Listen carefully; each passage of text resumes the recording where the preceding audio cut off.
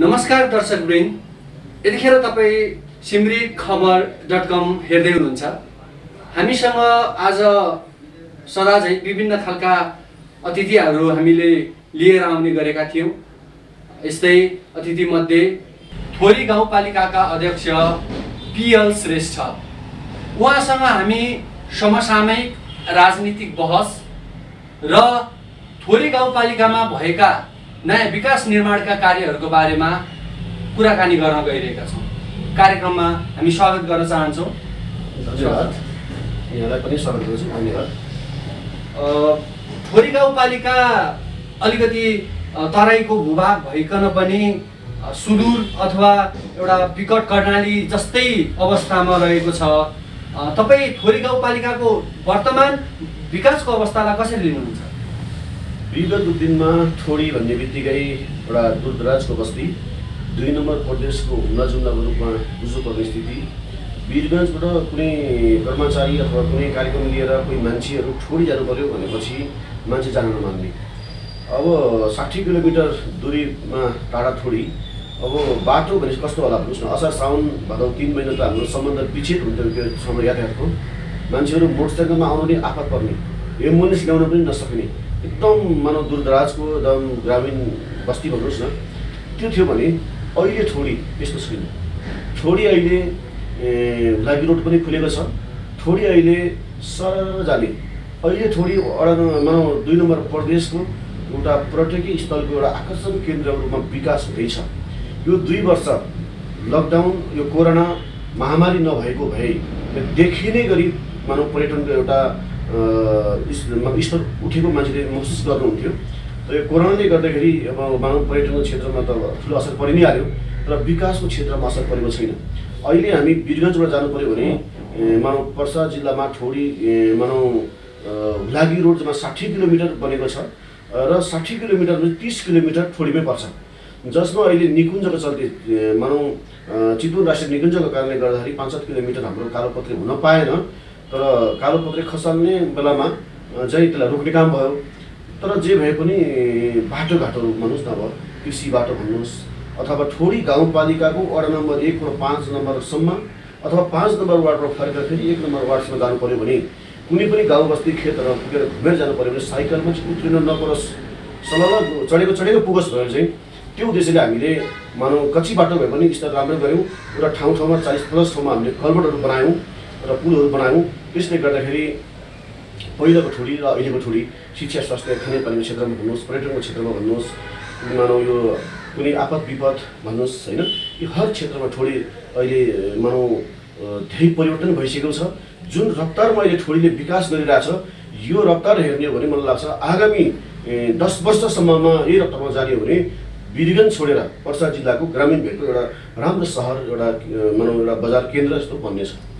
तपाईलाई अलिकति पछिल्लो समय हामीले चिनेको भनेको विकास प्रेमी र राष्ट्रप्रेमी गाउँपालिकाको अध्यक्षको रूपमा हामीले चिनिरहेका छौँ। यस अवस्थामा त्यहाँनिर नेपाल र भारत बिचको द्वैत सम्बन्ध तपाईँले कसरी स्थापित गर्नुभयो?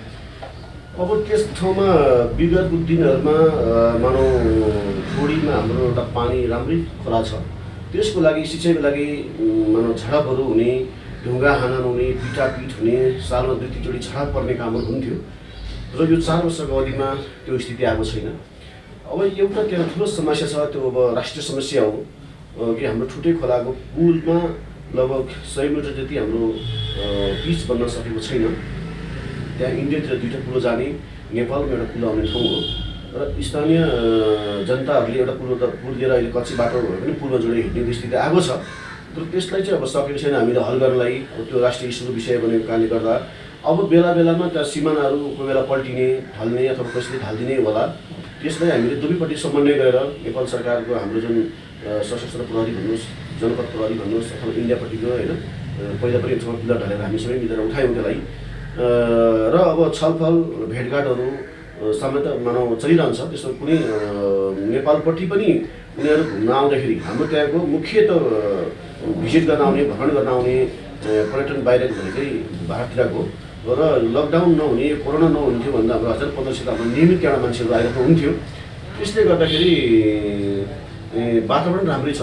र केही परिहाल्यो, केही यस्तो मानौ बुझाइमा केही कमजोरी भयो, केही बेलामा केही अलिक झडाझ परिहाल्यो भने कोही बेला पर्छ पनि, त्यो बेलामा चाहिँ हामी दुईटै पक्ष बसेर छलफल गर्ने यो कामहरू भइरहेको छ। त्यस्तो अशान्ति, त्यस्तो मानौ डर त्रास, त्यस्तो कहीँ मानौ न असमानतारी त्यसमा यस्तो भएको छैन। केही समय अगाडि तपाईँहरूले त्यहाँ काँडे तार पनि बारियो भन्ने खालको जस्तो खालको समाचार पनि आएको थियो, त्यसबारेमा तपाईँको के छ धारणा? अब त्यो चाहिँ के थियो भने अब काँडे तारबार लागेको भनेर देश विदेश हुन त भयो नै, अब भाइरल भयो भन्नुहोस् न त्यसलाई होइन। तर त्यो चाहिँ के थियो भने हाम्रो थोडी गाउँपालिका 3 तिरबाट जङ्गलले घेरिएको छ।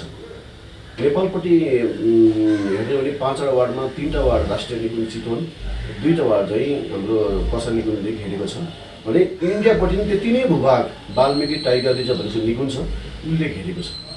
र चुनाव ताका मैले पट्टि जनाएको थिएँ, तपाईँहरूको यस भेगमा आउने जङ्गली जङ्गली जङ्गल छ, जुन भारतीय जङ्गल आउने त्यसलाई चाहिँ काँडे तारबार लगाएर म छेकिदिन्छु भनेको थिएँ होइन। त्यही मुताबिक जङ्गली जनावर छेक्नको लागि हामीले सिमानामा भन्नुहोस् अथवा हामी 10 बेला छोडेर हामीले चाहिँ तारबारहरू लगायौँ, काँडे तारहरू लगायौँ। अब त्यसमा पनि हाम्रो त्यहाँ कुनै किसिमको विवाद भएन भन्नुहोस्। अब छलफल गरेर हाम्रो जङ्गली जनावरले अन्नबाली नष्ट गरिदियो, यसलाई बचाउँछौँ भनेपछि उहाँहरूले पनि ठिकै छ भन्ने कुरा हो। तर पछि यसले अलिकति सिमाना रक्षा अब के गाली हल्ला भएछ, अलिक ठुलै हल्ला भयो। त्यत्रो ठुलो नभइकन अब यो हामीले तारबार चाहिँ लगाएको छ, सिमाना भन्नुहोस् अथवा 10 बेला छोडेर जङ्गली जनावर छेक्ने उद्देश्यले लगाएको, जङ्गली जनावर धेरै छेकिएको छ त्यसले। ठिक छ। 2052 सालमा म अलिकति राजनीतितिर प्रवेश गर्न चाहेँ। 2052 सालमा माओवादीले सशस्त्र जनयुद्ध सुरु गर्ने ताका 42 सूत्रीय माग अन्तर्गत राष्ट्रियता, जनतन्त्र र जनजीविकाका सवालहरू उठाएका थिए। राष्ट्रियताको सम्बन्धमा तपाईँले अघि भन्नुभयो द्वैत सम्बन्ध नेपाल र भारत बिचको स्थापित गर्नुपर्छ भन्ने कुरा गर्नुभयो। त्यसको लागि प्रयास पनि गरिरहनु भएको थियो, समय समयमा विवाद आयो र त्यसलाई समाधान पनि गरियो भन्ने कुरा गर्नुभयो। जनतन्त्र त्यो ठाउँका भनौँ न जनताहरूले अधिकार पाउने, अधिकार प्राप्तिका लागि जुन जनतन्त्रका सवालहरू छन् त्यसको लागि के अनुभूत गर्न पाएका छन् जब तपाईँ त्यहाँ गाउँपालिकाको अध्यक्ष हुनुभयो? त्यो त प्रत्यक्ष अनुभव जनताले गर्नु पाउनु भएको छ। अब त्यस ठाउँमा अब मानौ अन्य ठाउँ जस्तो डर त्रास बस्नुपर्ने स्थिति पनि पहिला होइन। र अब त्यस भेगमा ग्रामीण भेग अघि भनिहालेँ दुधराजको बस्ती, अब अहिले सदरमुकामसँग भन्नुहोस् अन्य जिल्लासँग भन्नुहोस् जान आउन सरल छ होइन। र अहिले हामीसँग 5-6वटा इलाका प्रहरी मानौ सशस्त्र इन्सपेक्टर र जनपद गरेर 5-6वटा हाम्रो इन्सपेक्टर कार्यालय छ। र ठाउँ ठाउँमा असैमा अथवा असै बस्ने अथवा सहीहरू बस्ने पनि चौकी हामीसँग छ। त्यस्तो खालको असहज छैन कि त्यहाँको जनताहरूले नयाँ व्यवस्था आएको बेलामा सुरक्षाको महसुस राम्रै गर्नुभएको छ। र अन्य विकास केन्द्रका कामहरूमा त अब गाउँमै बजेट गइसकेपछि, गाउँमै अफिस भनेर गइसकेपछि, जुन गाउँमा सिंहदरबार भनेर गइसकेपछि अब हाम्रो बजेट कति आयो, हाम्रो टोलमा बजेट कति आयो, हाम्रो गाउँपालिकाको बजेट कति, सामान्य जनताले पनि थाहा पाउने भयो। र सामान्य जनताहरू पनि वार्ड कार्यालयमा अथवा गाउँपालिका अफिसमा आएर खोज्ने बुझ्ने स्तरमा भएको कारणले वास्तवमा जनतन्त्र, माओवादीले भनेको जनसरकार यो देशमा वास्तवमा आएको महसुस जनताले गर्दै आएको छ भनेर मलाई लाग्छ। जस्तो उनीहरूले योजना बनाउँदाखेरि हामीले जस्तो वडाको, त्यसपछि नगरको, यसरी भनौँ गाउँपालिकाको जुन योजना बनाइन्छ त्यसमा प्रत्यक्ष रूपले त्यहाँका जनताहरूले आफ्ना योजनाको बारेमा भन्न सक्छ। जति पनि योजनाहरू वार्डबाट टोलबाट छनौट भएर आउने हो अनि त्यसैलाई नै हामीले पास गर्ने हो। हामीले जनप्रतिनिधिले बसेर कोठामा बसेर यो हालौँ, योजना राखौँ, यसलाई बनाऊँ भनेर हामीले कहिले भन्दैनौँ। र हाम्रो ती योजना बनाउने सवालमा अथवा कार्यान्वयन गर्ने सवालमा यसो विवाद पनि भएको छैन। भनेपछि अब यही सम्बन्धमा कुरा गर्दै गर्दा यो शिक्षाको सम्बन्धमा पनि म तपाईँलाई अलिकति अगाडि बढाउन चाहन्छु। राष्ट्रले करिबन 10% बजेट शिक्षाको लागि खर्च गर्न भन्छ, गरेको पनि छ राष्ट्रिय बजेटमा। गाउँपालिकाले चाहिँ शिक्षाको लागि के नयाँ काम गरेको छ? शिक्षाको त हाम्रो बजेट ठुलै छ। मुख्य त के रहेछ भने पहिला सुरुमा विद्यार्थीहरूको लागि पढाउने मास्टर भन्नुहोस् न, शिक्षक शिक्षिकाहरू पर्याप्त मात्रामा हुनुपर्ने रहेछ। भौतिक संरचनाको क्षेत्रमा हेर्ने भने ठुल्ठुलो बिल्डिङ त पहिला पनि थियो, स्कुल चलि नै राखेको थियो। बरु हामी आएर 2टा स्कुल मर्ज भयो भन्नुहोस्, तर किन पढाइ स्तर उठ्न सकेन, छलफल धेरै भयो। विद्यार्थी कोही स्कुलमा त 10-15जना 20जना हुने, टिचर 3-4जना हुने, अनि किन राम्रो भएन छलफल हाम्रो लामै चल्यो। चलिसकेपछि अब कारणहरू थुप्रै पत्ता लाग्यो, जसमा हामीले मेजर प्रमुख कारणहरू कमजोरीहरूलाई सच्यायौँ भन्नुहोस् न। हाम्रो त्यस गाउँपालिकामा चाहिँ हेडमास्टर, व्यवस्थापन समितिको अध्यक्ष, गाउँपालिकाको अध्यक्ष, कर्मचारी साथीहरू बसेर छलफल हामी गर्छौँ समय समयमा। अनि त्यस पछाडि के देख्यौँ भने टिचर पहिला दरबन्दी भएको तर रिक्त भएको ठाउँ थुप्रै रहेछ। ती ठाउँलाई हामीले पदपूर्ति गऱ्यौँ। त्यसले पनि धान्न सकेन। त्यसले पनि धान्न नसकेपछि के गर्ने भन्ने कुरा हो। र हामीले भनौँ किन शिक्षा स्तर अझ उठ्न सकेन, किन विद्यार्थीहरू ग्राउन्डमा खेलिरहेको हुन्छ, बेला समयमै फर्किन्छ घरतिर लगायत धेरै कुराहरू भइसकेपछि भनौँ विषयको टिचरहरू पुरा घन्टी नभएपछि त पढाइ डिस्टर्ब भइहाल्यो। मानव कुनै पनि स्कुलमा एकजना मात्रै कर्मचारी अथवा टिचर कम छ भने त पछाडि परिहालेको। अब अहिले ग्रामीण भेगमा एउटा चाहिने समस्या छ, साइन्स, इङ्ग्लिस, म्याथ। बरु हाम्रोतिर इङ्ग्लिसभन्दा पनि साइन्स, म्याथहरू अलिक अभावै थियो टिचरहरू। अनि गाउँपालिकाले स्कुलको डाटा निकालेर छलफल गरेर सबै गरिसकेपछि अभाव भएको स्कुलहरू मुख्यतः निमावीहरू अलि अभावमा रहेछ। प्रत्येक निमावीमा साइन्स र म्याथ इङ्ग्लिस पढ्ने टिचरहरू हामीले फेरि एक्स्ट्रा गाउँपालिकाले नै दरबन्दी सिर्जना गरेर गाउँपालिकाको तलब खाने गरी हामीले पठायौँ। त्यस पछाडि केही नयाँ मावि पनि थियो, नयाँ मावि पनि त्यही व्यवस्था गऱ्यौँ।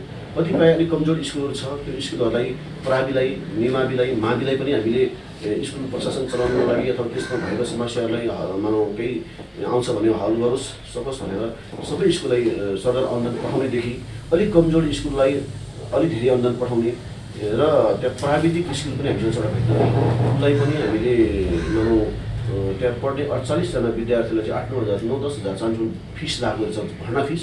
त्यो गाउँपालिकाले बिहोरिदिने गरी र केही +2 नयाँ खुलेको छ त्यसलाई पनि 7-8 लाख एक्स्ट्रा अनुदान दिने गरी त्यसरी हामीले त पुरा गऱ्यौँ। र अब के भयो भने टिचर पनि हुने भयो, भवन त छँदैछ। अनि अब गर्मीमा दिनमा छाना धेरै स्कुलहरू छ भने त्यसलाई शीतलको लागि पङ्खा पनि वितरण गऱ्यौँ। साना साना नानीहरू पढ्ने नर्सरीमा हामीले कार्पेट व्यवस्थादेखि सबै त्यो व्यवस्था गऱ्यौँ। अनि फेरि पनि विद्यार्थी स्कुलमा आकर्षण कमै हुने भयो, बच्चाहरूको, विद्यार्थीहरूको, अभिभावकको। यो के भयो भने अब हामीले भन्यौँ कि अब सरकारी स्कुललाई केही न केही गरौँ। बोर्डिङमा बच्चाहरू जति आकर्षण गर्छ इङ्ग्लिस कोर्स भएर, त्यही कोर्सलाई हामी ठ्याक्कै अब हाम्रो सरकारी स्कुल लागु गरौँ न त भइसकेपछि हामीले अङ्ग्रेजी कोर्सहरू फेरि मानव बोर्डिङको कोर्सहरू लागु गऱ्यौँ। त्यो खर्च सबै गाउँपालिकाले नै बिहोर्ने। अनि अहिले स्कुलमा हाम्रो 3 क्लाससम्म चलिरहेको छ। र के भयो भने अब कोर्स लागु गऱ्यौँ तर फेरि मेन पावर पुग्दैन। एउटा क्लास थपेपछि के गर्ने? अब पहिला शिशु क्लास मानव हुन्थ्यो भनेदेखि अहिले हामीले शिशु मानव नर्सरी, केजी बिचमा राखेर अनि उहाँ राखेर लागेपछि त फेरि 21वटा स्कुल हाम्रो त्यहाँ सञ्चालन छ। 21वटै फेरि बाल शिक्षक भन्ने नियुक्ति गरेर पठाउने काम भयो। र त्यतिले गर्दा पनि बच्चाहरू सानसानो 2-3 वर्ष 4 वर्षको बच्चाहरू त बोर मान्ने भयो नि त। घर छिटो जानकारी हुन्थ्यो भन्ने भयो, घरतिर टिभी हेर्ने भए, यस्तै खेल्ने भए, रमाउने भए भन्नुहोस्। अनि त्यसले गर्दा हामीले छलफल गऱ्यौँ र स्कुलमै बच्चाहरूलाई रमाउने, खेल्ने, नाच्ने, गाउने, पढ्ने खालको वातावरण होस् भनेर प्रत्येक स्कुलमा सानो क्लास लागि टिभीहरू पठायौँ। र टिभी पठाउँदा धेरै कम्प्लेन पनि गरेँ बच्चा बिगाडिने भनेर। पछि मैले प्रत्येक स्कुलमा गएर ती बाल शिक्षकहरूलाई भेटेँ के छ स्थिति भन्दाखेरि अब त्यसैमै मुख्यमा अब पढ्ने, खेल्ने हुने व्यवस्था छँदैछ। यसले गर्दा होइन टिभीले बच्चाहरूलाई रमाइलो भएको छ, पढ्छ, खेल्छ, पढ्छ भन्ने खालको मानव वातावरण बुझियो। र यो यसरी आयो भने अब विगत दिनहरूमा स्कुलमा धेरै स्कुलको कम्पाउन्ड थिएन, हुन त अहिले पनि छैन। अब स्कुलको कम्पाउन्डहरू केही स्कुलमा हामीले पुरा गऱ्यौँ। अब त्यस भेगमा स्कुलमा चाहिँ अब 3को छाना भएको धेरै स्कुल छ। अब ती 3को छाना भएको स्कुललाई तुरुन्तै भत्काएर फाल्न सक्ने स्थिति छैन। तर त्यो भेगमा भएको स्कुलको प्रत्येक स्कुलमा छाना फेर्नु पर्ने छ। अब त्यो छाना फेर्न पनि अब 2-3 करोडभन्दा कमले पुग्ने स्थिति छैन। अब सालमा हामी एउटा 2 स्कुल फेर्छौँ छाना। र केही अब स्कुलमा पक्की संरचना 2 तले 3 तले 4 कोठे भन्नुहोस्, 6 कोठे भन्नुहोस् भवनहरू पनि बन्दैछ। र सुधार शिक्षा क्षेत्रमा चाहिँ त्यो हो। र अर्को कुरो के हो भने स्कुलमा त हामी व्यवस्थित तरिकाले पढायौँ भन्नुहोस्, अब कमी भएन, पढाउने मेन पावर पनि कमी भएन, बस्ने ठाउँ पनि कमी भएन भनेपछि अब के गर्ने भनेपछि अब अझै पनि हामीले भनौँ सानसानो नानीहरूलाई पढाउनेदेखि लिएर स्कुल सञ्चालन गर्ने व्यवस्थापन समिति र हेडमास्टर बिचमा पनि कुनै खालको असमाज नहोस् भनेर हामीले उहाँहरूलाई पनि ट्रेनिङ दियौँ भन्नुहोस् न। हेडमास्टरलाई र व्यवस्थापन समितिलाई बोलाएर भन्नुहोस् अथवा लेखा भन्नुहोस्, लेखा कसरी राख्ने, समस्याको रूपमा रहेछ लेखा कसरी राख्ने, लेखा कसरी प्रचुर गर्ने हिसाबहरू। त्यस पछाडि मुख्यतः ग्रामीण भेगमा अङ्ग्रेजी एउटा समस्या नै छ। अङ्ग्रेजी कसरी पढाउने अथवा बच्चाहरूलाई कसरी स्कुलमा जाउँ लागेर आकर्षण गराउने भन्ने खालको ट्रेनिङहरू हामीले चलायौँ। र प्रत्येक स्कुलमा कम्प्युटर भएको, तर कम्प्युटर नचलेर थन्किराखेको, चलाउन नजान्ने भएको कारणले गर्दाखेरि प्रत्येक स्कुलमा एकजनालाई बोलाएर कम्प्युटरको तालिमहरू हामीले दिने काम गऱ्यौँ। र अब यसको साथसाथै अब गाउँमा फेरि बच्चाहरू खेल्ने भए, स्कुल टाइममा बच्चाहरू स्कुलमा हुने भए, गाउँमा गर्दा फेरि बढालिने भए, फेरि खेल्ने भए भनेदेखि अब अहिले 4 सालदेखि नै पुऱ्याउने गर्दा हामीले सञ्चालन ल्याउन सकेका छौँ। तर हामीले 50 ठाउँमा घरदैलो शिक्षा भनेर जुन शिक्षा केन्द्र भनेर हामीले खोलेका छौँ। कर्मचारी हाम्रो नियुक्ति भइसकेको छ। अब कोरोनाले गर्दा तलब खाएर बस्नु भइरहेको छ भन्नुहोस् न। अब घर त दिनु पऱ्यो नियुक्ति भएपछि यो कोरोना हट्ने बित्तिकै हाम्रो 50 ठाउँमा आँगन शिक्षा भन्नुहोस् अथवा शिक्षा केन्द्र भन्नुहोस् अथवा निःशुल्क ट्युसन भन्नुहोस् होइन, यो हाम्रो सञ्चालनमा आउँछ। यसरी चाहिँ हेर्दै जाँदाखेरि चाहिँ अब मलाई लाग्छ बिजन छोडेर ग्रामीण भेगको लागि शिक्षामा फर्स्ट छ। ठिक छ। यसरी अङ्ग्रेजी माध्यमको शिक्षा लिएर आउँदाखेरि चाहिँ फेरि कतिपय विद्यालयहरूमा टिचरलाई पाल्नको लागि भए पनि छुट्टै शुल्क लिनुपर्ने, विद्यार्थीसँग लिने विभिन्न नाममा त्यो छ। तपाईँको थोरै गाउँपालिकामा त्यो छ कि छैन? त्यो छैन। हामीले अङ्ग्रेजी कोर्स अहिले नर्सरी, केजी 1, 2, 3 गऱ्यौँ। हामीले किताबमा त हामी निःशुल्क हो त्यहाँ। र अहिले यो सालपछि नयाँ कोर्स आयो नेपाल सरकारले एकीकृत पाठ्यपुस्तक भनेर। एकीकृत पाठ्यपुस्तक चाहिँ अनिवार्य पढाउनु पर्ने भयो, त्यो त बोर्डिङ स्कुलमै पढाउनु पर्ने भयो भनेपछि हामीले त्यसको साथसाथै फेरि म्याथ इङ्ग्लिस साइन्स एक्स्ट्रा किनेर हामीले गाउँपालिकाले पठायौँ। भनेपछि किताब शुद्ध फ्री छ त, कहाँ फिस लिने होइन, त्यो त्यसमा हाम्रो निःशुल्क हो। ठिक छ। अघि कोरोनाको ठ्याक्कै कुरा जोड्नु भएको थियो। कोरोना अहिले चारैतिर अहिले डरको विषय। तपाईँ र म यसरी बस्दाखेरि पनि अब हामी डराइ भेट्नुपर्ने स्थिति छ। यो अवस्थामा ठोरी गाउँपालिकामा कोरोना नियन्त्रणको लागि अथवा सुधार गर्नको लागि कोरोनाबाट आफ्ना त्यहाँ भएका ठोरी गाउँपालिकाका वासी स्थानीयवासीलाई बचाउनको लागि तपाईँले के प्रयास गर्नुभएको छ? प्रयास के गर्नुभयो भन्ने होइन कि प्रयास केही पनि बाँकी राखेनौँ हामीले। केसम्म जानेसम्म भन्नुहोस् न, आवश्यकता परेसम्म हामीले सबै चिज गऱ्यौँ। सबैले खोप लगाए? खोप सबैले पनि लाउँदैछ। अहिले 45 वर्षसम्म अहिले लगाइसकेको छ। अब त्यसभन्दा मुनिको खोप आउँदैछ। अब खोप लाउने क्रम जारी छ। विद्यार्थीहरू जस्तो त्रिभुवन विश्वविद्यालयमा अब परीक्षा दिनुपर्ने विद्यार्थीहरू अथवा विद्यालयमै पनि परीक्षा दिनुपर्ने विद्यार्थीहरू, अब अहिले त बच्चालाई पनि कोरोना सङ्क्रमण हुन्छ भनिएको छ, त्यो वर्गलाई तपाईँले प्राथमिकतामा राख्नु भएको छ कि छैन? अब यसो भयो, यो चाहिँ गाउँपालिकाले कसलाई खोप लगाउने, कुन वर्षसम्मलाई खोप लगाउने, कुन क्षेत्रको मान्छेहरूलाई खोप लगाउनु भनेर निर्धारण गर्दैन। यो केन्द्रीय सरकारले हामीलाई खोप पठाइदिएको हुन्छ र केन्द्र सरकारले नै हामीलाई टोकेर पठाएको हुन्छ यति वर्ष उमेरसम्म लगाउने। अनि बरु त्यहाँ चाहिँ अलिक समस्या के आउँछ भने कतिपय मान्छे त अलि रिसालु, अलिक बाहुली टाइपको हुन्छ नि, आएर मलाई लाउनै पर्छ भन्ने हुन्छ। अनि हामीले त्यो चाहिँ दिँदैनौँ। लाउनै पर्छ भनेर दिइसकेपछि के हुन्छ भने उसको दबाब सुनेर हामीले अहिले 5 जनाको दबाबमा लगाइदिउँ ल, भोलि गाउँको मान्छे अरू आइपुग्छ। त्यसले गर्दा हामी चाहिँ कडा अनुशासन चाहिँ जति जे भन्छ त्यो मात्रै गर्दैछौँ। हजुर, फ्रन्ट लाइनरमा बस्ने शिक्षकहरू उहाँहरूले पनि लाउनु? अब कतिले लाउनु भयो होइन, उमेरसम्म यस्तो पर्दैन नि त। अब शिक्षकलाई छुट्टै भनेर आउने भन्दाखेरि अब मानौँ उमेरसम्ममा बालकपाला आउँदैछ, केही स्कुलको शिक्षकहरूले चाहिँ लाउनु भएको छ। के कसरी लाउनु भयो भने त्यो खोप केन्द्रमा भएको स्कुल अब खोप लाउँदै गइसकेपछि अब भ्याक्सिनहरू त खोल्यो नि, खोलिसकेपछि केही एक्स्ट्रा बस्यो। अनि ती टिचरहरूले एउटा 2 स्कुलले भेटेको छ, नत्र अरू उमेरसम्मको अनुसार लाउन आउँदाखेरि अब पालो भेट्छ। कतिपय गाउँपालिकाहरूले नगरपालिकाले त त्यसरी फ्रन्ट लाइनरलाई दिएका छन्। शिक्षक त उसले पाउनुपर्ने त उसको अधिकार होइन?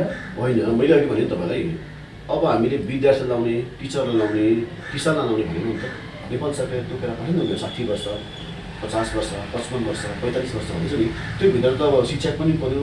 कतिपय अब हामी जस्तो अलि यङ भएको विद्यार्थी पनि पढ्दै होला, उहाँ पनि पढ्ने हो, किसान पढ्ने भए, उमेरसम्म छुटेर आएको छ। त्यसले गर्दाखेरि अब शिक्षकहरूलाई पनि व्यवस्था हुन्छ, विद्यार्थी हुन्छ। अहिले नेपाल सरकारले खोपमा अब छ्यापछ्याप्ती खोप आइरहेछ, बरु समाउँदै बरु खोप लाउनु पर्ने स्थिति पनि आउन सक्छ मलाई लाग्छ होइन।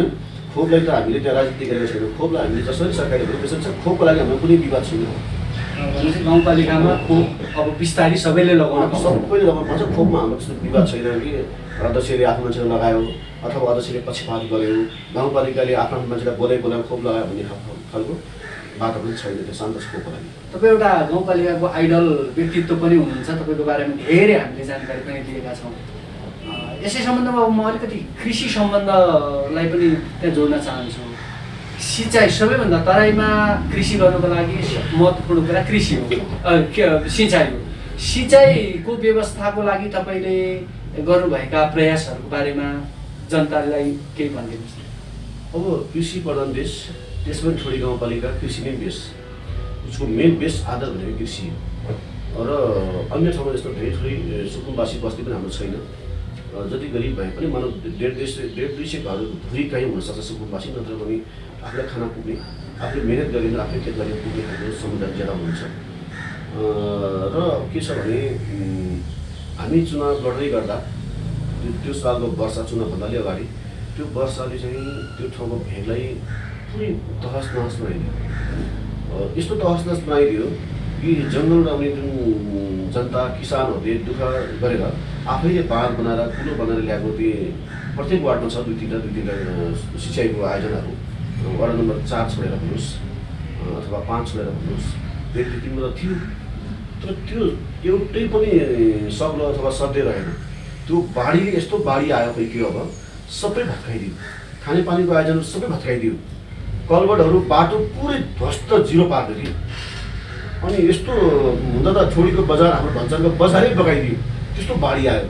त्यसले गर्दा जिरोमा पुगिदियो। अनि पुरै घुमे, भोट मागे, मेरो सिँचाइ सञ्चालन ल्याइदिन्छु भने, खानेपानी सञ्चालन ल्याइदिन्छु भने, सबै म गराइदिन्छु भने, अनि जिते पनि चुनाव।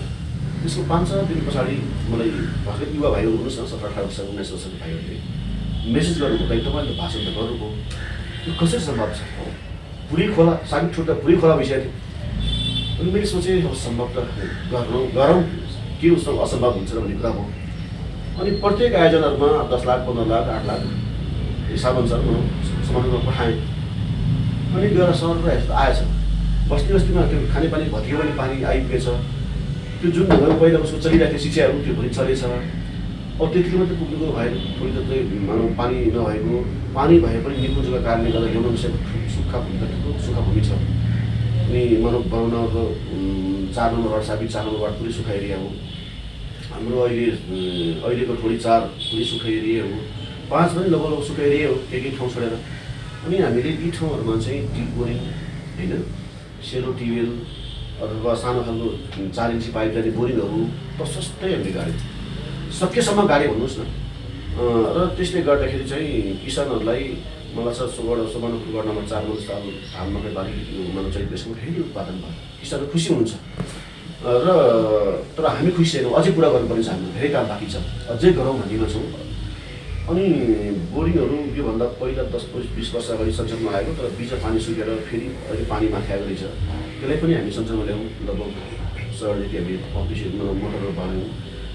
र पानी भन्ने चाहिँ सम्भव भएसम्म सकेसम्म चाहिँ हामी कुनै बाँकी राखेको छैनौँ। एउटा पछि यो हो। अर्को पछि के हो भनेदेखि जङ्गली जनावरको किसानहरू एकदमै समस्यामा थियो भन्नुहोस् न। अब पानी नभएर पनि अब पानी नचाहिने खेती त गर्छ नि त किसानले, पिल खेती गर्ने भए अथवा मौसम अनुसार खेती गर्ने भए। तर जङ्गली जनावर यस्तो न आइदियो, इन्डियाको जङ्गली जनावर पनि नेपालमै पस्ने। अब चितवन निकुञ्ज र पर्सा निकुञ्जको जङ्गल पनि जङ्गली हात्तीदेखि भालु बाघसम्म, चितल घोडगरा बनेसम्म सबै त्यहीँ आउने। आँको बिरुवा रोप्यो नि खाइदिने, मुला रोप्यो नि खाइदिने। अब धान मकै त खाने भइ नै हाल्यो होइन, त हात्तीले झन् आता नै मचाउने। सुन्नुभयो होला, हात्तीले सानो 4-5 मान्छे मार्ने, घर भत्काउने। अनि यसमा प्रमुख समस्या नै यो अरूभन्दा पनि। अनि पर्सा निकुञ्जको वार्डन साहबसँग मेरो पटक छलफल भयो, हाम्रो र आचार्यजी हुनुहुन्थ्यो। मलाई हामीले के भन्यो भने अब यो बजेट तपाईँको जुन आउँछ यसलाई नछाड्नुहोस्, एउटै काम गरौँ, छलफल गरौँ, के गरौँ, सोलर फेन्स बनाऊ। उहाँहरूले सोलर फेन्स पुरा गर्नुभयो। पर्सा निकुञ्जमा सोलर फेन्स पुरा भइसकेपछि हात्ती त लगभग 90% नै मानव सुरक्षित भयो, अन्य ठुल्ठुला जनावर पनि सुरक्षित भयो। अनि त्यस पछाडि त्यतिले मात्रै नभएर उहाँले फेरि अहिले मेष जारी पनि सुरु गर्नुभएको छ। त्यो सानो जनावर छिर्न सक्दैन। र चितवन निकुञ्जपट्टि अलिक समस्या छ र उहाँको बजेट अलिक छरि नै रहनु भएको छ, तै पनि हाम्रो छलफल त जारी छ। अनि त्यस पछाडि 8-9 ठाउँमा हामीले हात्ती अथवा मुख्यतः हात्तीलाई नै ध्यानमा राखेर राति आइसकेपछि हामीले ट्र्याक्टर लिएर गयौँ अथवा टिपर लिएर गयौँ। ट्र्याक्टर लिएर जाँदा पनि हात्ती नभर्ने, हात्तीले छोप्ने, मान्छे सहयोग गराए पनि हात्तीले वास्ता नगर्ने, हात्तीमुठी लेखेट्न मान्छेलाई आउने भनेपछि अब धानबारी मकैबारीमा अथवा खेतबारीमा जाने किसानहरू सुरक्षित होस् र अलि हात्तीले केही गर्न नसकोस् भनेर ठाउँ ठाउँमा हामीले मचानहरू बनायौँ। त्यो मचानमा बसेर पटेका पड्काउने, त्यो मचानमा बसेर कराउने, त्यहाँ बसेर लाइट बालिस त हात्ती अथवा कुनै पनि जनावर भाग्छ, यो खालको काम हामीले तीव्रता दियौँ। अनि त्यस पछाडि अब धान मकैलाई पानी पनि चाहिने, जङ्गली जनावरले पनि त्यत्तिकै पेल्ने र अब किसानहरूलाई केही ठाउँहरू हामीले कन्भिन्स गऱ्यौँ भन्नुहोस् न र 20-25 हजारभन्दा बेसी आँपको बिरुवाहरू पनि वितरण गऱ्यौँ, जहाँ कि पानी पनि कम चाहिने, जङ्गली जनावरले पनि हुर्किसकेपछि खेती गर्न नसक्ने। अब अहिले हाम्रो छोराछोरीहरू सहरमा विदेशमा, गाउँमा बुढाबुढीहरूले खेती गर्न गाह्रो, मान्छेहरू आउँदाखेरि फाइदा नहुने कारणले गर्दा हामीले आँपको झोल बनाउँ यसलाई भनेर आँपको झोलको लागि हामीले एकदम सक्दो कोसिस गरेका छौँ। अब मलाई लाग्छ अब 8-10 वर्षमा यो सहरमा छ्यापछ्यापै थोरै आँप हुन लाग्छ र आँप खेती गर्ने किसानहरूलाई तालिम अथवा त्यो आँपलाई कसरी बचाउने भनेर औषधि छर्ने औजारहरू वितरणदेखि लिएर सबै चिज हामीले गऱ्यौँ भन्नुहोस् र तरकारी खेतीमा कसरी आकर्षण गर्ने भनेर किसानहरूलाई पम्प सेट बाँड्ने, जेनेरेटरबाट पानी तान्नको लागि जेनेरेटर बाँड्ने, हाते ट्र्याक्टरहरू बाँड्ने, बिउ बिजनहरू दिने, तालिम दिने कामहरू पनि गऱ्यौँ भन्नुहोस् होइन। र त्यस भेगमा अब बाख्रा कसैले पाल्नुपर्छ भनेर तालिम दिएको पनि होइन, कुनै प्रोजेक्ट ल्याएर प्रोजेक्ट दिएको पनि होइन, योजना दिएको पनि होइन। तर प्रत्येक घर जस्तो मलाई छ 90% घरमा बाख्रा छ, केही भएर पनि आकर्षण बाख्रा 90% जस्तो घरमा छ। तर ती लोकल बाख्राहरू, ती जमुनापाली बाख्राहरू मात्रै जति किसानले लाभ दिनुपर्थ्यो त्यो नसकेको मलाई फिल भयो र हामी कार्यपालिकामा छलफल गऱ्यौँ जनप्रतिनिधि साथीहरू। त्यस भेगको बाख्रा पाल्ने दाजुभाइ किसानसँग छलफल भयो, त्यसले गर्दा हामीले 30-35वटा वैध जातको बोकाहरू हामीले बाँड्यौँ भन्नुहोस्। अहिले त्यो बोकाद्वारा चाहिँ मानव नस्ल सुधार राम्रै भएको छ, ठाउँ ठाउँमा बाख्राको रुटहरू पनि बदलिएको छ, वेटहरू बदलेको छ र बाख्राको पोकेट क्षेत्र बनाउन हामी लागेको छौँ। बाख्राको खोर सुधारदेखि गाई भैँसीको गोठ सुधारसम्म हामी लागेका छौँ। एउटा पक्ष यो भयो भनेदेखि अब बाख्रा पालन त आकर्षण भयो नै र दुध उत्पादनतिर किसानहरू त्यति आकर्षण देखिएन। पहिला चुनावभन्दा अगाडि हामी जित्नुभन्दा अगाडि अलिक थियो, तर भनौँ त्यसै बेलामा त्यो जुन नेपालमा हाम्रो नाकाबन्दी भयो त्यस ताकात थियो, त्यो त्यसले अब दुध सहर जान पनि सकेन, दुध बिक्री हुन नसक्ने र पछि केही चल्दै गर्दाखेरि दुध एकदमै सस्तोमा दिनुपर्ने, किसानले दुध एकदम सस्तोमा बिक्री गरेपछि अब कसले त्यो गोबर सर्ने, कसले घाँस काट्ने दुधहरू छोडे र अहिले हाम्रो गाउँपालिकाले के गर्यो भने त्योसँग बजेटबाट 1000 लिटर क्षमता भएको चिसन केन्द्र किनेर हामी ल्याएर राखिसकेका छौँ। अब हामी त्यसलाई 1 महिनाभित्र सञ्चालन गर्छौँ। कमसेकम पनि भैँसीको दुध किसानहरूको 60 रुपियाँ लिटरमा किन्ने हाम्रो सोच छ। अब हामी त्यो सञ्चालन समिति बनाउँदैछौँ र त्यसको साथसाथै के छ भने डेरीमा उत्पादन गरेर दुध पुगाइदिए बापत थोरै गाउँपालिकामा भएको डेरीहरूमा दुध पुगाइदिए बापत किसानलाई प्रति लिटर 2 रुपियाँ अनुदान हामी एक्स्ट्रा दिन्छौँ पनि। यसरी हामीले यो सुरु गरेका छौँ र कृषि क्षेत्रमा अब अहिले हामीले बाख्रालाई बेला बेलामा रोग आउँदो रहेछ, सुई लगाउने, भ्याक्सिन लगाउने अथवा गाई भैँसीलाई भन्नुहोस् अथवा खेतबारीलाई केही रोगहरू आयो भने हाम्रो जिटीहरू खट्ने, सहीसँग औषधहरू निशुल्क दिने, यस्ता कामहरू हाम्रो भइरहेछ। अब किसानको खेतबारीमा अहिले केही ठाउँहरू छोडेर लगभग 80% ठाउँमा हाम्रो कृषि बाटोहरू हामीले बनाएका छौँ। अब कृषि बाटो भनेको पक्की त हुने भएन, अब हाम्रो ट्र्याक्टर जाने, टायर जाने, धान काट्ने मेसिनहरू जाने, रोप्ने मेसिनहरू जाने, कच्ची बाटो र त्यहाँ जान लागि मुख्यतः कल्भर्ट चाहिने ठाउँमा खल्सा हुन्छ, कल्भर्टहरू पुरा भइसकेको छ। त्यसले गर्दा किसानहरूको क्षेत्रमा हामी सल्लाह गऱ्यौँ भन्नुहोस्। अब त्यहाँ हाम्रो आवश्यकता अब सिँचाइकै हो, सिँचाइ त जति गरे पनि सक्ने विषय होइन। अब छुट्टै खोला, घडे मस्तानको पानीहरू, अम्मा खोला, बुलबुलेको खोलाको पानीहरू, सिकारीबासको पानी ल्याउन पाउने भएर हुन्थ्यो र हामीले अहिले त्यहाँ डिपको साथसाथै एउटा नयाँ सिँचाइ पनि राजखोला सिँचाइ भन्छ, लगभग त्यसले 200 बिघालाई अझ विस्तार धान्न सक्छ। अब त्यो हाम्रो बन्दैछ, अहिले पनि बन्दैछ। लगायत अब हाम्रो जोड चाहिँ अब किसानको सिँचाइमै हुन्छ। हाम्रो मुख्य जोड अहिले सिँचाइमै हो। यो बर्खाको समय पनि छ, बर्खाको समयमा नदी प्रधान समस्याको रूपमा मधेसमा आइरहेको छ। ठोरीमा यो नदी तटबन्धको लागि चाहिँ के कस्ता प्रयासहरू? ठोरी गाउँपालिकामा तटबन्धनको हिसाबले अहिलेको डेटमा त्यस भएको भनौँ दाजुभाइहरूले भन्नुहोस् अथवा ठोरीवासीले भन्नुहोस् लगभग 90% आफूलाई सुरक्षित महसुस गर्नुभएको छ। ठोरी गाउँपालिकामा अहिले ठुलो बाढी आएको कारणले गर्दाखेरि मानौ मेन बाटोमा पनि गाडी फस्ने, मेन बाटोमा पनि 4 गाडी ठेल्नु पर्ने स्थिति थियो, मोटरसाइकल पल्टिन्थ्यो, त्यस्तो स्थिति थियो र ठोडीको भान्सार बजार पनि बगाएको मैले तपाईँलाई भने यस्तो चिजहरू थियो र साबिक ठोडीमा त पानी परेको असार साउनको महिनामा, भदौ महिनामा त राति सुत्नु पनि अब डर स्थिति भन्नुहोस् न, पानी पऱ्यो भनेदेखि जागी बस्नुपर्ने स्थिति थियो र ठोडी गाउँपालिकाले 2 वर्ष लगभग बजेटलाई हामीले त्यही केन्द्रित गऱ्यौँ र केन्द्रीय सरकारबाट हामीले सक्दो बजेट लाग्यौँ र लगभग अहिलेको डेटमा गाउँ बस्तीहरू चाहिँ सुरक्षित महसुस गर्नेसम्म हामी पुगेका छौँ र यो आर्थिक वर्षमा हामी अहिले केन्द्र सरकारमा राम्रै पहल भइरहेछ, हामी लान्छौँ। हामीले चुने राष्ट्रपति कार्यक्रमदेखि ऊर्जा मन्त्रालयको हाम्रो नयाँ प्राविधिकदेखि हर क्षेत्रमा हामीले त्यहाँ कोसिस गऱ्यौँ र देखिने गरी नदी निर्माण कामहरू भएको छ। त्यो प्राप्त त छैन, अब प्राप्त त के हुन्छ भन्नुहोस् न, 150-200 मिटरको पुल भएको बेला 5वटा छ, सानो ठुलो गरेर लाइब्रेरीमा प्रयास गर्ने पनि 30-32 खोला नाला छ। अब एउटै खोला नाला त्यो 5 किलो 6 किलोमिटर 7 किलोमिटर छ भने अब त्यो गाउँपालिकाले गर्ने प्रयास कति होला, न हाम्रो त्यहाँ प्रदेशको बजेट पनि आएन, न हाम्रो त्यहाँ संसदले पनि लगानी गरेन कोषबाट, न विधायकले पनि त्यस्तो ठुलो लगानी गरेको भन्नुहोस्। गाउँपालिकाले सक्दो कोसिस हामीले गरेर अहिले राहतको व्यवस्था हामी गरेको छ। हजुर, यो अब म अलिकति कार्यक्रमको अन्त्यतिर पनि आइसकेको छु। पर्यटनलाई मैले छुटाउनु हुँदैन। ठोरी गाउँपालिका भनेको 2वटा निकुञ्ज, राष्ट्रिय निकुञ्ज, पर्सा राष्ट्रिय निकुञ्ज र उतापट्टि चितवन राष्ट्रिय निकुञ्जसँगै जोडिएको एउटा गाउँपालिका हो। कसरी पर्यटनलाई प्रवर्धन गर्नको निम्ति प्रयासहरू भए र आगामी योजना के छ? अब यसो भन्नुहोस् न, अब पर्यटनलाई देखिने गरी यति बेला हामीले एउटा खालको चरणमा पुर्याउन सक्थ्यौँ। अब यो मेरो आफ्नो अब अब्जर्भेसन भन्नुहोस् अथवा समयले भन्नुहोस्, यो 2 वर्ष जुन कोरोनाले गर्दा लकडाउन भयो यसले गर्दा चहलपहल कम भयो भन्नुहोस् न। अब हामीले हात्ती सफारी, गिर सफारी निकुञ्जसँग समन्वय गरेर हामीले सञ्चालनमा ल्यायौँ। अब हात्ती हाम्रो हरिभद्र आचार्यज्यू वार्डन साहब हुनुहुन्थ्यो, उहाँकै पालोमा जङ्गलभित्र केही बाटो मर्मत पनि हामीले गऱ्यौँ र गाउँपालिकाले जीप किन्नेको लागि हामीले बजेट पनि छुटाइसकेको छौँ। र त्यति हुँदाखेरि पनि अब एउटा जङ्गली जनावर हेर्ने, पशुपक्षी हेर्ने, जङ्गलभित्रको सफारी गर्ने एउटा पर्यटन यसरी हामी लान्छौँ। अर्को चाहिँ के छ भनेदेखि त्यस भएको धार्मिक स्थलहरू, जस्तै राम जन्मेको भन्ने ठाउँ छ नि, सीताको हाम्रो त्यही छ, पछि जब बहुत चर्चामा आयो ठोडी राम जन्मभूमि भनेर। त्यो ठाउँमा हामी सीताको र रामको शारीर हामी अग्ला शारीरहरू बनाउने हाम्रो प्रक्रिया सुरु भइसकेको छ। त्यस भेगमा वनशक्तिमा सिकारीवास जस्ता ऐतिहासिक ठाउँहरू पनि हामीसँग छ र बाघमुर समयको मन्दिर त्यस भेगको जुन पर्सा जिल्लाको 7वटा माईहरूमा पनि एउटा माई हाम्रो त्यहाँ हुनुहुन्छ, जहाँ कि त्यस भेगको सम्पूर्ण जनसमुदायले मान्ने भन्नुहोस् होइन, आस्थाको केन्द्र हाम्रो त्यहाँ छ।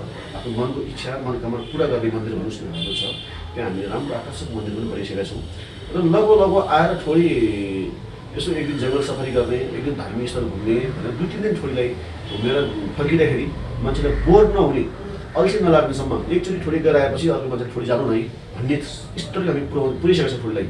ठोडीमा हाम्रो पिकनिक स्पटहरू थुप्रै छ, रानीवन भयो, गोरेनाडा भयो, हाम्रो राईडाँडा भयो, चीज ठाउँ जहाँ कि लकडाउन हुनुभन्दा अगाडि 1000-1500 इन्डियन दाजुभाइहरू पिकनिक खान लागि यतिकै पुग्ने, हाम्रो आन्तरिक वीरगन्जबाट जितपुर सिंहबाट 140 जना यतिकै धेरै पुग्ने र रमाइलो ठाउँ हामीसँग थियो।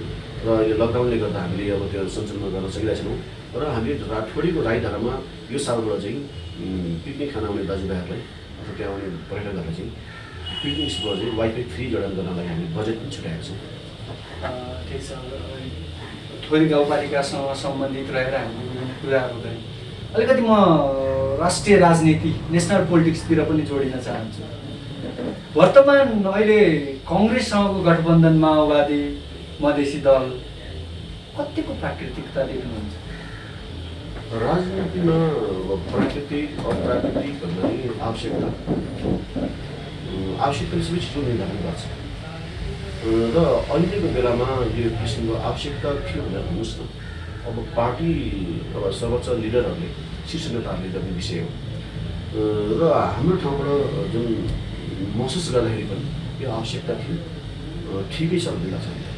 यो हाम्रो जो कम्युनिस्ट केन्द्रहरू छन्, विभिन्न अन्तर्राष्ट्रिय कम्युनिस्ट केन्द्रहरू, रिमदेखि लिएर चिनदेखि लिएर त्यसै रसियादेखि लिएर सबैले एउटा आशाको केन्द्रको रूपमा नेपाल कम्युनिस्ट पार्टीलाई हेरेको थियो। यस्तोसँग फुट्यो। यो फुट्नुमा राजनीति नेसनल भित्रकै हो कि विदेशी जस्तो लाग्छ? यो चिजसँग क्रिया प्रतिक्रिया दिने र त्यो स्तरको बुझाइमा हामी अलिक पुगेको पुगेको छैन भन्ने लाग्छ मलाई। त्यसबारेमा तपाईँ मौन होइन, यो त ठुलो इन्टरनेसनल नेसनल राजनीतिक पोलिटिक्सको बारेमा अलिक ज्ञान छैन भन्नुहोस् न। ठिक छ, त्यसतर्फ बोल्न चाहनु भएन। भावी अब केही समय पछाडि त 1-1.5 वर्ष पछाडि पुनः स्थानीय तहको चुनाव आउँदैछ। त्यसको लागि तपाईँको तयारी के छ? अब अहिले मैले रात दिन नभनिकन अब आफू सकेसम्म विकास निर्माण केन्द्र छु र मलाई जनताले विकास गर्नको लागि त्यहाँ पठाएको भन्नुहोस्। पार्टीले छानेर विकास गर्न सक्छ, चुनाव जित्न सक्छ भनेर मलाई त्यहाँ पठाएको भन्नुहोस्। त्यसले गर्दा अहिले मैले चाहिँ अरू केही देखेको छैन। विकास कसरी गर्ने र विकासको योजनाहरू कहाँ पाउँछ, विकासको योजना कसरी लान सकिन्छ भनेर म त्यहाँ लागेको छु। त्यो नै एउटा चुनाव तयारी हो भनेर बुझ्दा हुन्छ। म त्यसलाई नै चुनावको तयारी रूपमा लिएको छु मैले। आगामी दिनको लागि तपाईँको लागि हार्दिक शुभकामना छ। स्वास्थ्यको विषयमा पनि अलिकति कुरा गर्न चाहन्छु। थोरै गाउँपालिकामा स्वास्थ्य सम्बन्धी के कस्ता प्रयास भएका छन्? अब स्वास्थ्यसँग सम्बन्धित विषयलाई मैले भन्नुपर्दा धेरै परिवर्तन छ। विगतको दिनहरूमा स्वास्थ्य चौकीहरूमा मान्छे एउटा औषधि खाइ नजाने, सरकारी स्वास्थ्य चौकी भएपछि मान्छेले एकदम हेला गर्दै हुन्छ नि। अहिले त्यो स्थिति छैन। अहिले स्वास्थ्य चौकीहरू त हामीले एकदम राम्रो स्तरमा हामी पुर्याएका छौँ। 5वटा हाम्रो वार्ड छ, 6 ठाउँमा अहिले हाम्रो सरकारी स्वास्थ्य संस्थाहरू छ भन्नुहोस् न। 15 बेडको हस्पिटल हामीसँग बन्दैछ र 2 ठाउँमा आयुर्वेदिक औषधिहरू हामीले खोलेका छौँ। पहिले एक ठाउँ थियो, पछि हामी हस्पिटल पनि खोल्यौँ। अब अङ्ग्रेजी औषधिहरू त मानौँ सरकारी अस्पतालमा मानौँ स्वास्थ्यमा पाएन भन्नुहोस् अथवा स्वास्थ्य छैन भन्नुहोस्, ठाउँ ठाउँ मेडिकल हुन्छ, मेडिकलमा किनेर पनि खाना पाइदिएको गाउँमै टोलमै। तर आयुर्वेद खाना नपाइँदो रहेछ। आयुर्वेदको त्यहाँ औषधि पसलमा छैन। अब त्यो कि बिगन जानु पऱ्यो, कि रक्सन जानु पऱ्यो, कि मेडिकल जानु पऱ्यो भनेदेखि अब अहिले पाइल्स, ग्यास्ट्रिक, युरिक एसिड किसिम मानव त्यस भेका जनतालाई प्रशस्तै रहेछ कि हुँदो रहेछ भने तर बुढाबुढी भइसकेपछि अनि हामीले त्यसलाई महसुस गरेर 2 ठाउँमा हामीले चलाएका छौँ निःशुल्क। त्यो पनि र हामीले अब एक ठाउँमा त हाम्रो ल्याब 2 वर्ष अगाडि नै हाम्रो सञ्चालनमा आइसकेका छन्। मान्छेलाई अब मानव सुगर चेक गर्नु पऱ्यो अथवा जन्डिस चेक गर्नु पऱ्यो अथवा कुनै चेक गर्नु पऱ्यो भनेदेखि बिजनेस गर्नुपर्ने भयो। त्यही खुलेको यसो प्राइभेटले गऱ्यो 500-600 लिने भयो भनेदेखि हामीले एकदम सस्तोमा ल्याब हामीले सञ्चालनमा ल्याएको छ। यो ठाउँमा अर्को ठाउँमा नै हाम्रो सामान आइसकेको छ। हामी अब यो लिएर त्यसलाई जटिल गर्छौँ। अब एउटै कम्पनीमा 2 ठाउँमा ल्याब सञ्चालनमा, 2 ठाउँमा आयुर्वेद औषधालय सञ्चालनमा र साथसाथै त्यस भेगमा गोमन सर्प, करेट सर्पको बिक्री थोडी भन्ने बित्तिकै मान्छे तर्सिन्थ्यो, सर्पले टोक्छ भन्थ्यो। अनि त्यो सर्पले टोक्छ भन्ने ठाउँमा चाहिँ अब हामीले गाउँपालिकाले नै सर्प टोक्छ केन्द्र खोल्न हामीले प्रयास गरिरहेका थियौँ। तर एमबिबिएस डक्टर बिना सुई चलाउन नपाउने र भोलि तलमाथि भयो भने मान्छे ज्यान केसमा पर्ने कर्मचारी साथीले मान्नु भएको थिएन। र त्यसै बेलामा हाम्रो आधार जुन आर्मी पोस्ट छ निकुञ्ज कार्यालय, त्यहाँको कर्नल साहबले हामीले फोन गर्नुभयो, खबर गर्नुभयो। हामी मिटिङ बस्यौँ पटक अनि निकुञ्जपट्टिको साथीहरू, हामी जनप्रतिनिधिहरू, कर्नल साहब नेपाल आर्मी मिटिङ बसेपछि अहिले खोल्ने भन्ने कुरा हो। र हामीले निरुल बस्ती खानेपानी पोस्टमा एउटा आर्मी क्याम्प छ, त्यहाँ हामीले सञ्चालन ल्यायौँ र समितिहरू चाहिँ अब निकुञ्जकै साथीको मध्यवर्ती क्षेत्रका साथीहरूले त्यसलाई सञ्चालन गर्ने र मेन पावर त्यहाँ लाग्ने जनशक्ति नेपाल आर्मी र त्यहाँ लाग्ने खर्च टोटल खर्च गाउँपालिकाले हामीले सञ्चालन दिएका छौँ। सालमा लगभग 80-90जनालाई सपोर्ट गर्दो रहेछ। यो साल पनि कसैको ध्यान भएन, पोहोर साल पनि भएन। हामी यसमा सफल भएका छौँ। हामी सक्दो समयमा आयो भने हाम्रो सर्वतन्त्र केन्द्रहरू मान्छेले उपचार निःशुल्क देखि लाग्दैन र घरबाट विश्वासै खानेर हामीले चलाएका छौँ। भनेदेखि अब 15 बेडको हस्पिटल पनि ठेक्का गरेर हाम्रो भन्ने प्रक्रियामा छ। 2टा स्वास्थ्य केन्द्र हाम्रो 2टाले भवनहरू बनिसकेको छ यहाँ। अब 1-2वटा स्वास्थ्य केन्द्र भवन बाँकी छ, त्यो पनि पहल हुँदैछ। र त्यस भेगमा अब सामान्यतः मान्छे चेक गर्नु पऱ्यो, कुनै टेस्ट गर्नु पऱ्यो मानव अथवा 40-45 प्रकारको औषधिहरू स्वास्थ्य केन्द्रमा हाम्रो जहिले पनि पाउने र स्वास्थ्य चौकीमा कर्मचारी सबै रहिरहने होइन। सर्पले टोक्दाखेरि मान्छे पहिला तर्सिन्थ्यो, मानव एम्बुलेन्स खोज्नुपर्ने, पैसा खोज्नुपर्ने भन्ने कहिले फ्रीमा निःशुल्क हुनेछ। मान्छे कुदेर पनि पुग्ने, साइकल लिएर पुग्ने, मोटरसाइकल लिएर पुग्ने, राति बिहान पुग्ने होइन। त्यो ठाउँमा 15 मिनटदेखि 20 मिनटमा जति टाढो छोडेको मान्छे भयो त्यहाँ पुग्ने यी सबै हेर्दाखेरि अब मान्छेले भन्न थाले सरबाट केही हुँदैन भन्ने खालकोसम्म मान्छेले महसुस भइसकेको हुन्छ। यसले गर्दा स्वास्थ्य क्षेत्रमा हामीले देखिने गरी चेन्ज गरेका छौँ, यसमा कुनै कमी छैन। जाँदा जाँदै जो अहिले हाम्रो अनलाइन हेरेर बसिरहनु भएको छ simrikhabar.com त्यसलाई काट्नुहोस् simrikhabar.com जो हेरिरहनु भएको छ उहाँहरूको लागि के भन्न चाहनुहुन्छ? अब उहाँहरूलाई के भन्न चाहन्छु भने मुख्यतः थोडी गाउँपालिका दुर्दाज बस्तीहरू ग्रामीण भएको होइन, विकासको एकदम पछाडि छ। अब सुन्नुहुने अब विभिन्न ठाउँका साथीहरू हुनुहुन्छ होला, उहाँले आफ्नो ठाउँबाट सहयोग गरिदिनु भयो भने ठोडीलाई पक्कै पनि ठुलो सहयोग हुनेछ। सानो त्यो सहयोग यदि गरिदिनु भयो भने पनि ठुलो सहयोग होला छ। र ठोडीवासी साथीहरूलाई के भन्न चाहनुहुन्छ भने अब हामी जसरी पनि ठोडीको विकास गर्ने हो र अहिलेसम्म तपाईँहरूले जुन सहयोग गरिराख्नु भएको छ, साथ दिइराख्नु भएको छ, यो साथ सहयोग अझ मजबुत ढङ्गले अझ खुलेर गरिदिनुहोस् र त्यसको लागि थोडी गाउँपालिका अध्यक्ष सधैँ हातेमाला गर्न तयार छ भनेर भन्न चाहन्छु। हाम्रो कार्यक्रममा आइदिनु भयो, हामीसँग अन्तरङ्ग कुराकानी गरिदिनु भयो, त्यसको लागि हार्दिक धन्यवाद छ। यहाँलाई पनि धन्यवाद। simrikhabar.com को यो आजको बहस हामीले पिएल श्रेष्ठ थोरी गाउँपालिकाको अध्यक्ष पिएल श्रेष्ठसँग रहेर बहस गऱ्यौँ। यस्तै विभिन्न बहसहरू लिएर आगामी कार्यक्रममा पनि हामी आउने नै छौँ। तबसम्मको लागि simrikhabar.com लाई सब्सक्राइब गरी हेरिदिनु होला, सेयर गरिदिनु होला, लाइक गरिदिनु होला र मेन्सन गरिदिनु होला भन्दै म कार्यक्रम प्रस्तोता अशोक कुँवर नेत्र पनि बिदा हुन चाहन्छु। धन्यवाद।